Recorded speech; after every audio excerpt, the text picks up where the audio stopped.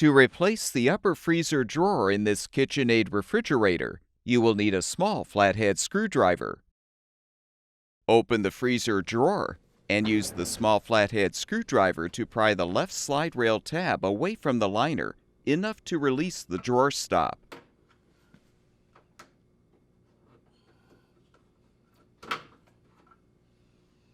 Do the same to release the right drawer stop.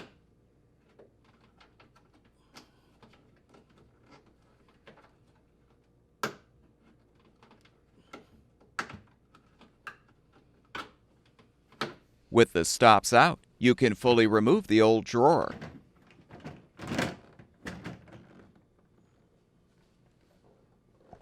To install the new upper freezer drawer, align the rear rollers on the track and the front rollers on the lower drawer, then push the drawer in. Snap both drawer stops into place to secure.